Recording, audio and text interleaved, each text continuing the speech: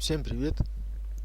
В одном из предыдущих видео в комментарии те видео, что сняты в котельной, назвали «Беседой у камина». Название мне понравилось, так как котел вполне может сойти за камин. Поэтому так и назову все серии, которые будут сняты в котельной. Сразу хочу сказать, тем, кто читает по губам, звук я перезаписал. Поэтому не стоит обращать внимание на несовпадения. Далеко не секрет, что новые технологии требуют и новой терминологии. За примерами далеко ходить не надо. Думаю, 90% зрителей имеют права и отслеживают развитие автомобилей на протяжении не одного года. И отлично помнят, что раньше таких терминов, как бортовой компьютер, да и вообще компьютер, инжектор, даже и в помине не было. Тогда как сейчас это уже обыденные термины, вошедшие в наш обиход. То же самое происходит и в мире пневматики. Наибольшую популярность приобретают винтовки с предварительной накачкой, то есть PCP. И в обиходе пневманутой братьи крепко вошли такие понятия, как резик, ударка, клапан, редуктор, и так далее. Совершенно не имеющие отношения к той же пневматической, старой, доброй переломке. Но речь не об этом. Наряду с новой терминологией в речи продвинутых органов появился, так сказать, и новый сленг. Например, настроить кучность винтовки хронографом. Естественно, я ни в коем мере не являюсь ярым сторонником за чистоту языка. Просто некоторые начинающие органеры спрашивают, как это настроить кучную скорость хронографом. Поэтому этот монолог нужно просто рассматривать как пояснение к тексту. Это всего лишь сленг, так как кучная скорость не настраивается хронографом. Хронограф – это всего лишь прибор, показывающий скорость пули, вылетающей из ствола. А настраиваться либо ударной группой, либо изменением конфигурации клапана. Понятно, что если игла клапана имеет удлиненную острую форму, то в момент удара ударником по клапану носик иглы может частично оставаться внутри втулки канала седла, тем самым частично перекрывая канал воздуховода. Одним словом, заужая проходные. И в то же время, если игла будет тупой, то при ударе ударником она выйдет из канала седла клапана, тем самым полностью открывая канал. То есть, просто меняя конфигурацию клапана, можно либо занижать проходные, например, при использовании легких пуль, либо, меняя клапан, увеличить проходные для более тяжелых пуль.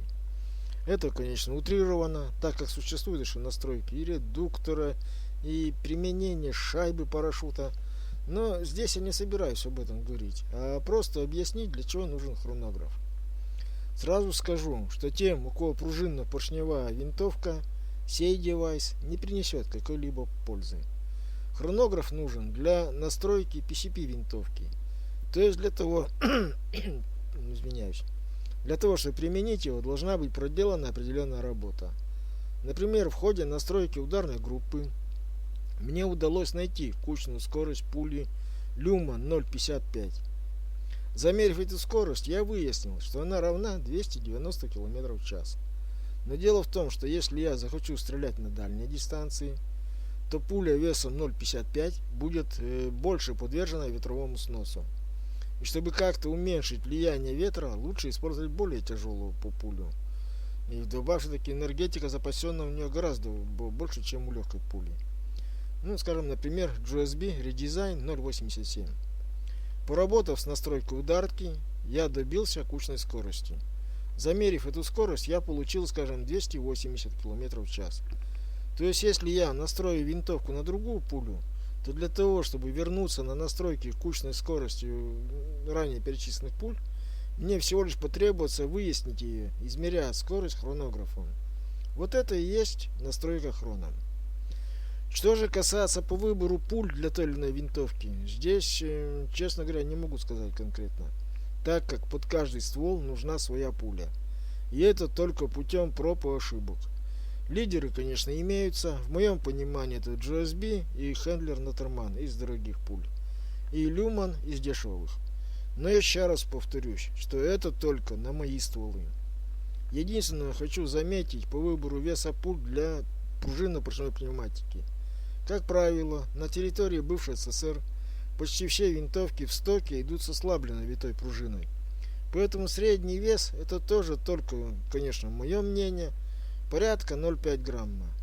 Но, как говорится, прогресс не стоит на месте, и рано или поздно мы делаем апгрейд винтовки, устанавливая на ее более мощную пружину. То здесь, во избежание удара поршнем по дну компрессора, лучше применять более тяжелые пули. Определить это можно, думаю, да даже по слуху. Все равно многие успеют пострелять с ослабленной пружиной. То изменение в силе хлопка, думаю, можно будет разобраться. Ну что, как говорят, басни соловья не кормят. Давно уже хотел повторить трюк с выбиванием пробки из-под бутылки. Только уже более развернуто, с применением двух камер. Ну что, попробуем. Все-таки считаю, для того, чтобы вышибить пробку, плюха должна быть потяжелее. Поэтому стрелять буду люман 0,68. 0,55, думаю, все-таки легковато.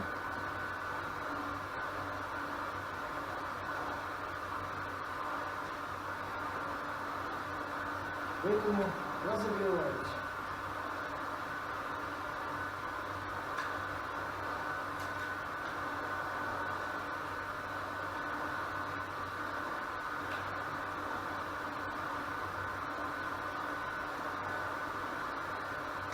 Эти, думаю, будут потяжелее.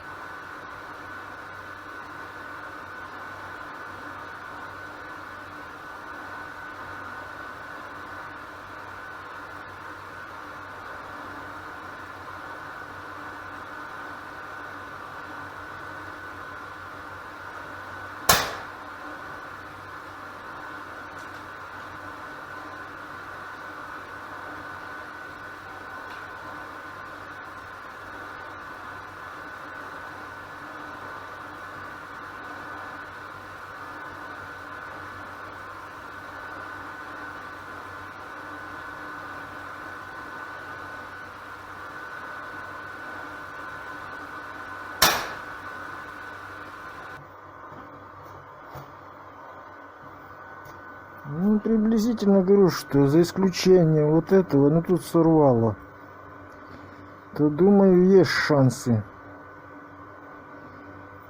попасть. Будем пробовать.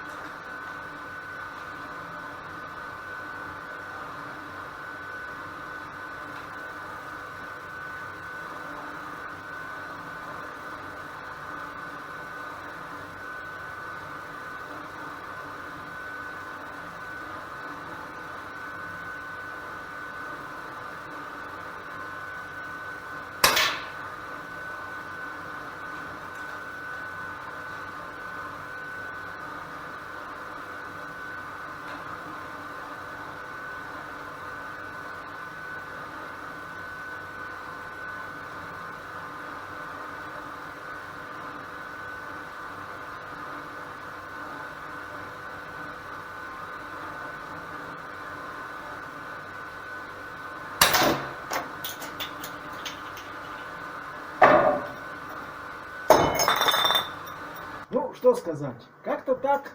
Всем удачи, всем удачных стрельб.